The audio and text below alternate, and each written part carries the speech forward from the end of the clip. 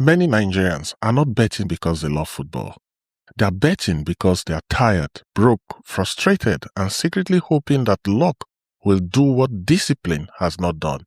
But that is where the trap begins, because once you start using betting as your financial plan, you are no longer watching football.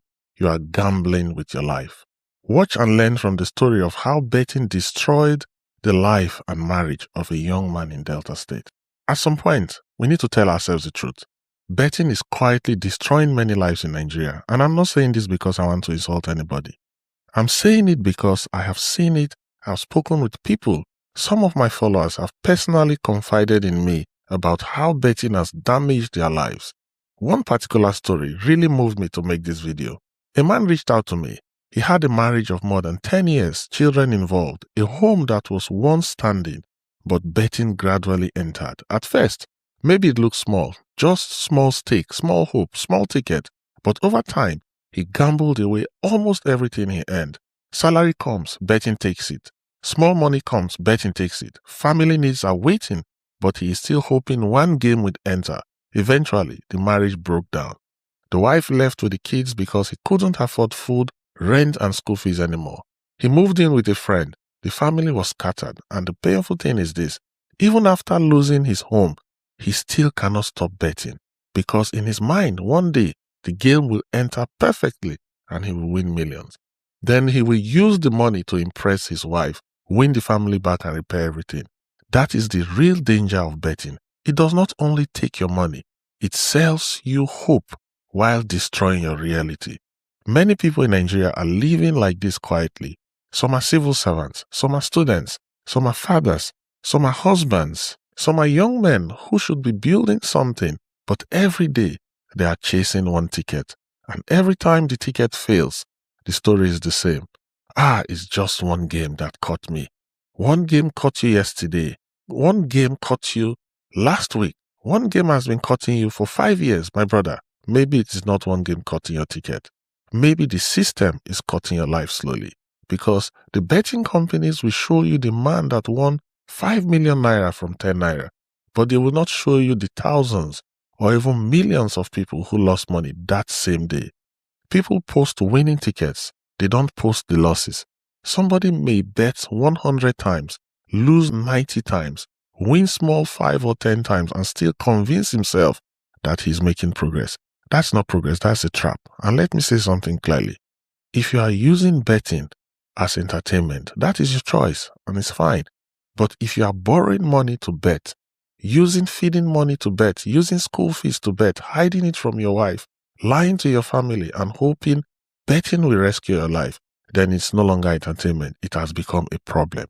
And the biggest damage is not even the money. The biggest damage is the mindset. Betting trains you to expect reward without process. It teaches you to believe that sudden luck is better than patient building. It makes business look too slow. It makes farming look too stressful. It makes trading look too small. But real money is usually built slowly. In agriculture, you need timing. In trading, you need discipline. In business, you need patience. In life, you need process. Betting tells you, just bet small, tomorrow you can blow. But that tomorrow you can blow has kept many people broke for so many years. Now imagine this. If someone bets 1,000 naira every day for 1 year, that is 365,000 naira. Even 500 naira every single day is 182,500 naira in 1 year. Some people will say, but that money is small. Small money repeated consistently is not small money. The same discipline you are using to destroy yourself can be redirected to build something.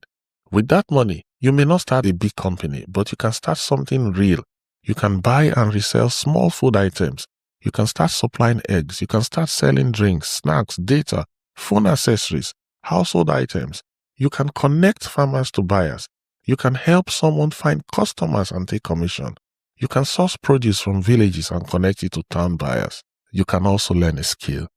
You can start a small service. In every village, every town, every state in Nigeria, there is a problem to solve. Food, transport, delivery, water, you just name it. All kinds of problems everywhere, waiting for solutions. But many people are no longer looking for problems to solve. They are looking for matches to enter. That is the tragedy. Money comes from solving problems, not from predicting football matches. And yes, someone will say, but some people win. Yes, people win. But ask them, how much did they lose before that win? And after they won, did they stop? Many people win and still return the money gradually because the habit is stronger than the win. That is why I say betting is not a business plan. Hope is not a strategy. Luck is not financial planning. And the idea that one day it will enter is not a life plan. If you are trapped in betting, I'm not mocking you. I'm speaking to you directly. You can stop. But first, stop lying to yourself. Stop saying, let me recover my losses. Sometimes the money you lost is gone. Accept it and let it go. For the next 30 days, try something. Every money you would have used to bet, write it down or keep it aside. At the end of 30 days, look at the total and ask yourself, what real thing can I do with this? Finally, if you're interested in business or practical ways to build something meaningful, we are currently developing a free business mentorship program.